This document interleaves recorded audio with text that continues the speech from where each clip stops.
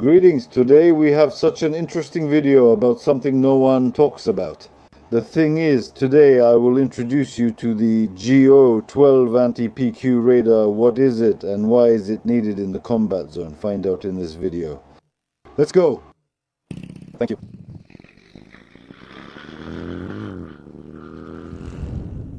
Right now I'm in the artillery reconnaissance battalion. With me is Volodymyr. I wish you Cossack spirit, see? His call sign is Mazhyania. Why is it Mazhyania? Well, Mazhyania was a long time ago. Back when I weighed 130 kilograms, I was pretty chubby, but now I'm slim. So you lost weight? The war caused me to lose weight. By the way, how many years have you been at war? Since 2014, but I was mobilized in the 92 Brigade. Robshinsky was discharged after the mobilization, and since 2015, I served until 2020 in the 93rd, also in Buvar, and after, with the start of the full-scale invasion, I came on my own to the old place, and to this day, I work, and where else can I go? What's your position? What do you do? Chief of the radar station, Sergeant. What exactly do you do at the radar station? Radar stations calculate the positions of mortars, artillery, and multiple launch rocket systems all over the enemy and show their coordinates, which we then send to headquarters. They process them there. And then the artillery fires? Yes, reconnaissance, mainly reconnaissance detection of enemy targets. So let's do it now. I know what this thing is called. It's a little different. This is GO-12. It's a radar that detects enemy infantry, tracks them where they're going, where they're moving. It also tracks vehicles, both large and small, pickups, tanks in real time, shows their speed and direction of movement. It also detects infantry, which is crucial on the battlefield as it can spot them too. Unmanned systems like Mavics, the small ones, it can see them, and also large ones, but only low flying, up to about 1 kilometer. It also detects their speed, direction, and where they take off from, where they operate and hover. You can also calculate where it took off from and to track down their operators. So when it's raining or there's fog and our birds can't fly, that's...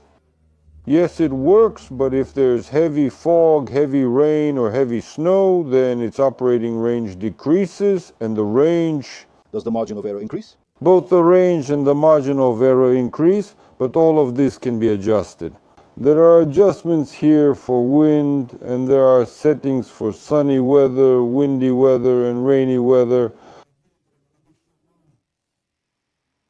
So that's how this device is. It's indispensable on the battlefield. Well, go ahead and show us what it's made of now.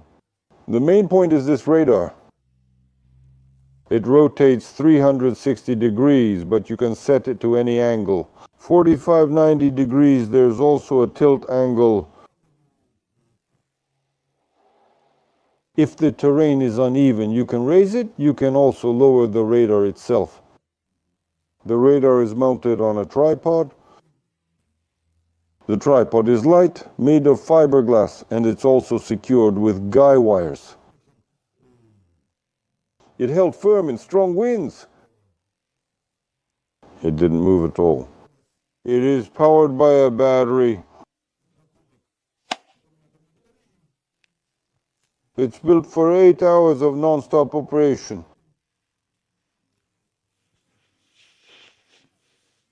There are different connectors here, and there are spare batteries.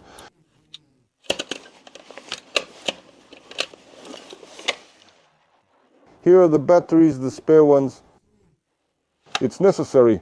Wait to charge. The battery, it's all protected from moisture and dust. Dirt. They are connected by cables. The cables too. Protected, nothing will move. Let it be, it's not moisture, it's nothing. Oh, it's easy to transport, everything fits into transportation backpacks. The radar itself is secured by means of straps. The cable, which is coiled within about 100 meters, which allows the operator to stay at a distance from the radar itself, because it's a bit dangerous. It emits waves. The enemy can detect it, but is equipped with a protection system. When the fish starts working, it immediately leaves into protection. The mirror itself turns away from work, from the beam that hits it. So the operator is fully protected. Is it automatic? Yes, automatically. If the panel makes a mistake, it enters protection mode and turns away. It connects to the laptop. Yeah.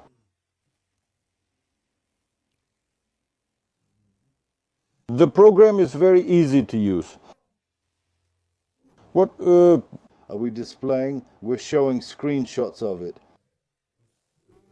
It shows infantry. The infantry is indicated if there's a 60% identification. It shows a person, their track, where they're going. It shows their speed, direction, everything, if it's a vehicle. It also shows the speed. And we also take the speed into account and watch how it moves through the tree lines, through the open areas.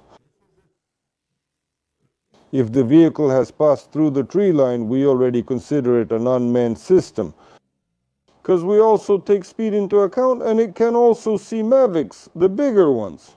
Mavics display the track, and from there, the keel, where it took off, where it hovers, where its flight is operating. In online mode, it can track up to 100 targets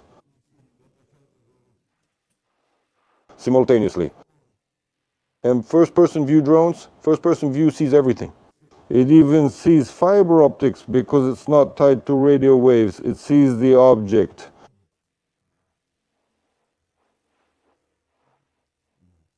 Modes are also set up so that it can see certain objects.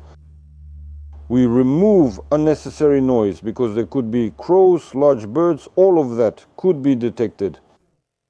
We set it up, or we can set it up so that it sees only the ground, or we can make it see both the ground and the air. It operates over a wide range. And is it installed only on the ground, or can it be mounted on a vehicle? It's unlikely to be mounted on a vehicle because we can't anchor it to the terrain. It's anchored to a specific point. It's anchored. With the help of global positioning system, we set its point, landmarks. It's all just like in artillery, as it should be, like with any radar. You can set it up on high-rise buildings. We worked from the 14th floor in Konstaka. We set it up on the roof there and worked. The higher we set it up, obviously, the better. It can see more. Its maximum working radius is 20. And well, accordingly, you can set a limit up to 3 kilometers so it doesn't see its own targets. 20 kilometers is for large targets, like big trucks, tanks, you know, large ones. Up to 10 kilometers, it can see people. Moviks. Movik piloting this equipment. Volodymyr, I know that in the Artillery Reconnaissance Battalion there are not only such radars. Well, I'll talk about them later. If you're interested, write in the comments if you're interested in such devices. And I'll tell you whether we're spying on the enemy here. And tell me, how many of these devices do you have? Well, approximately. We currently have 3 of these systems. This one, specifically this one, is a backup for training new guys, operators. It is in reserve. Right now there are 2 such systems on combat duty because the enemy is very active, he's coming from everywhere, and we need to track him. To transmit all the information. Do you work around the clock? Yes. She works 24/7. She's not afraid of constant work. She's always working, just keeps moving and moving. And the work is good, actually. It's a French development. Does it say which country made it? No. No, is it France? No, it says the country of origin is America, but the French gave it to us in Russia. Well, and we have Joe, and the position is called Paris. Are there any prospects? What year was this developed? Oh, I can't even say, I really can't say. Is there anything more promising ahead? Stronger?